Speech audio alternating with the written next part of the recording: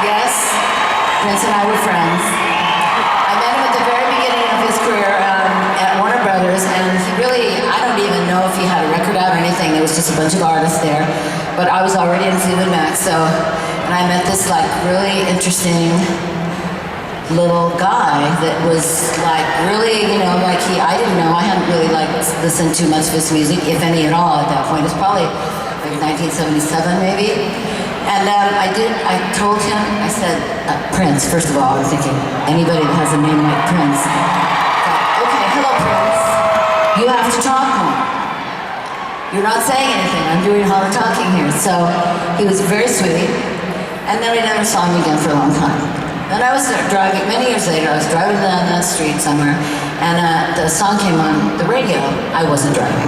I stopped driving in 1978, so I wasn't probably driving. But I was sitting on the other side of the seat. I was the wingman.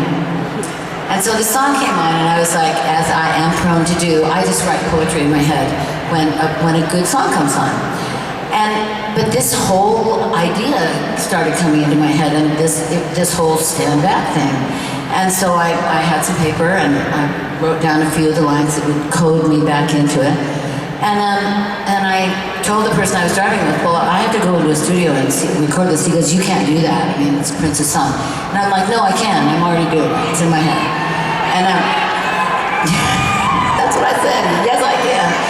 So anyway, I did. I went into a studio called Sunset Sound in Los Angeles, and we recorded it. And it was like a 5-piece band, and it was good. It came out great. And then I kind of said, okay, we have to put the brakes on now. We can't go any further until we have gotten in touch with Prince. So does anybody know how to get Prince on the phone, or does anybody know him? So somebody said, here's his number. And I did know that he lived in Minneapolis in the frozen tundra. And so I thought, well, he's probably frozen somewhere in Minneapolis. So I call him, and you really have to imagine. Hello, Prince, this is Stevie Nicks. And he says, hello, Stevie Nicks, this is Prince.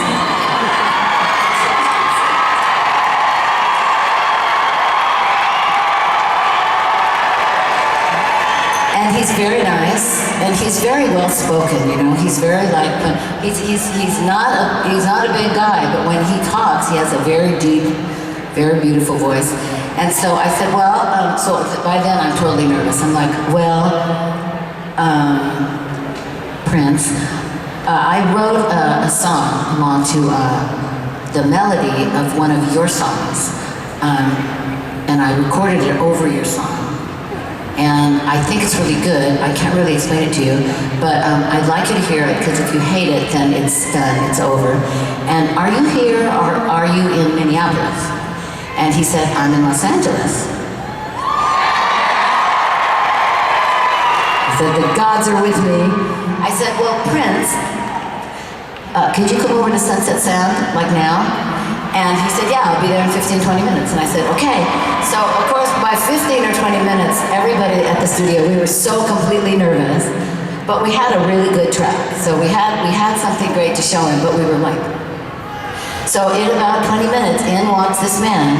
And he is definitely not the same guy that I met several years before at Warner Brothers. He is like dressed to the nines in purple, and he is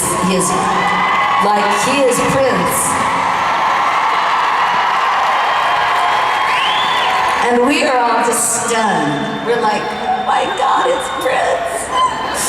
So anyway, he comes in, and I try to like, get it together, Stevie. Get it together, walk over, be a grown-up, tell him the story. So I walked over and I said, so we recorded the basic track, would you like to hear it? And he said, yep, he was totally nice, I'd love to hear it. So we played in the track, and he said, I love it. And I said, I'm so happy that you love it.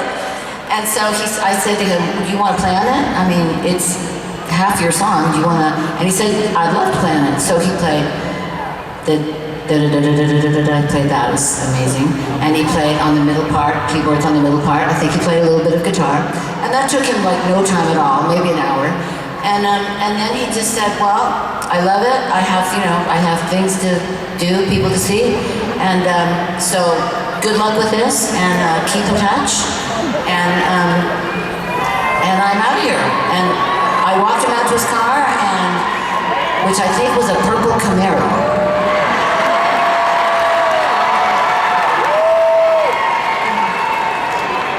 Perfect. And he raced away.